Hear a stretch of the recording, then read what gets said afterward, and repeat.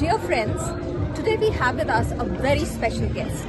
We have with us Kristina Luna, who is actually from Lithuania, but she is a Kathak and Odissi dancer, and she also teaches Hindi.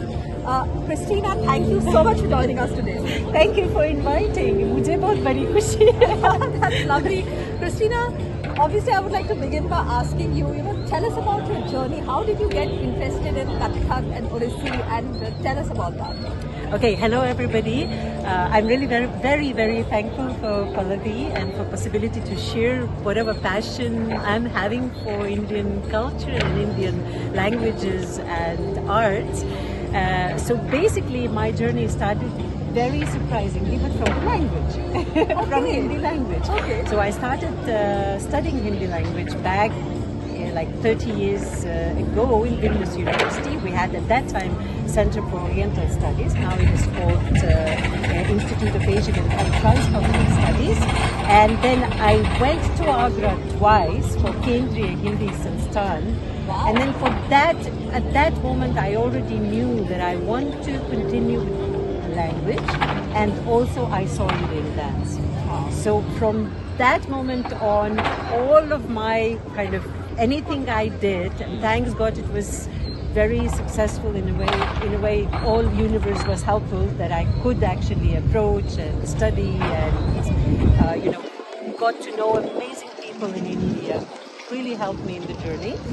So I decided to do Indian dance and continue Hindi language. So I ended up in JNU for my masters, and along with that I started my Kathak education with Guru Padmashri Shovana Narayan. Wow. She's amazing. She was the one. I just ended up coming to her and saying, Shovana ji, I am this and that. I would like to do Kathak. And she was like, and I was like 26 or something at that time, 20 plus. And she was like, do you have any idea what's that? I said, not really. I know there's some tata thing, some footwork. And she's like, okay, I'll make a dancer, a Kathak dancer. And from then on, my journey started. She was really like a family in Delhi, in India. She was like my mom, constantly taking care, along with sharing this precious knowledge of dance.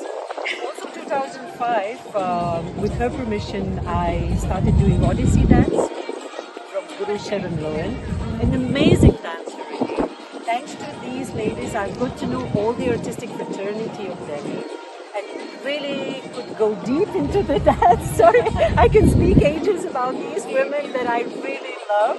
And whatever they do for the dance, for the Indian culture, with all the passion they share these forms. So yeah, that's how my journey was since then. Wow. And the thing is that it requires a lot of hard work. I mean, a lot of people may get interested in these dance forms, even Indians, but it requires a lot of dedication and hard work to excel in it and really learn it. So how was that, and how was your experience being in India? Yeah, so I stayed in Delhi quite a long time. It was around 10 years till 2010 when I finally left back to Lithuania. So till that time I was practicing constantly. I was going to Guru Shovana's school, Savari. Guru Teerath Ajmani was teaching. So every day I would go for the classes. Every day I would practice a few hours. I would join Sharon's Manasa, the Art Without Frontiers. Again, a lot of practice, a lot of dancing every day. Shovana Didi was very generous in the sense that she took me also for the repertoire. So going into the stage with another Guru Baiza, Guru Bahets, that's how we call the fellow dancers, right, from the same Guru. That is also a huge pool of experience and, getting to know people, But I would tell also that language was very important tool of understanding the culture, and it made me much more, much more easier for me to approach dance, to understand dance, and to travel this way. And since you mentioned language, let's start there. I mean, you are fluent in Hindi, and how did you develop an interest in learning Hindi? And could you share some words with us, some sentences that you would like to say in Hindi? चलो क्या बताऊँ वैसे actually क्या हुआ था कि मैं language वैसे पढ़ रही थी और मैंने सोचा ठीक है मैं कुछ दिलचस्प लैंग्वेजेस दिलचस्प भाषाएं की पढ़ने की कोशिश करूँगी तो मैंने चूज़ किया हिंदी और टर्किश समहाउ नेचुरली स्वाभाविक तरीके से टर्किश तो चला गया मतलब इसमें कोई दिलचस्पी ज़्यादा नहीं लगी मेरी लेकिन हिंदी में पता नहीं शायद जो हिंदी भाषा में जो एक संगीत है पता नहीं उसमें क्या है जो मुझको finally captured me and made it really kind of my own. So from then on, I kind of, along with the dance, and that's how one helped each other. Hindi में वही है और अभी भी मैं काफ़ी सौभाग्य हूँ कि मैं Vilnius university the institute of Asian and transcultural studies में पढ़ा रही हूँ हिंदी भाषा और हिंदी साहित्य उसके साथ introduction to the performative traditions of India, which is I'm very proud of it. It's a theoretical course, but for me it's very important because I'm trying to promote academia, not only applicable dance as such, but research on dance. And very, very important for me, very important step was that I've got the postdoctoral fellow project from the Lithuanian Research Council for studying Kathak in diaspora. So that's a temporary project, but it's very important because I'll be able to speak with a lot of dancers. That's how I ended up in Australia, in Melbourne and Sydney.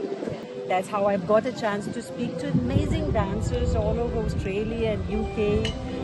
And out of this information, I'm hoping to do some project also, which is again very important because it joins up academia and the art.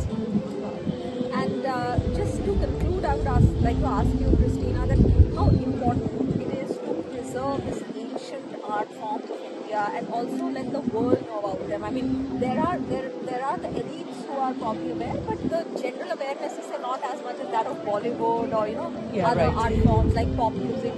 So how important it is to take this legacy forward. I mean, this is the base for humanity, right? Any such things like art, the culture, the basic knowledge, the spirituality which comes into all these forms of artistic practices, it's a basis for humanity. If we are losing that, we are losing our. It's not only about, let's say, of course, for India, it's very important because it's a part of identity. It's a part of what India is, right? But it is very important in general for human race, let's say, and then we can, because in the end, with all the cultural specificities, art is a universal. Me or you or you and me, kind of approaching the art. It's beyond borders. Yes, it's beyond borders. It's universal because you are a human being, I'm a human being, and the art is the basis of humanity. So if I speak in the language of art, right, be it Indian, it doesn't matter. You choose any particular art form and do it your sadhana, right? With the dedication that you ask. Yes, because it's there in the first place. But then if you do that, then you are able to become a better human being. That's why we need cultural arts.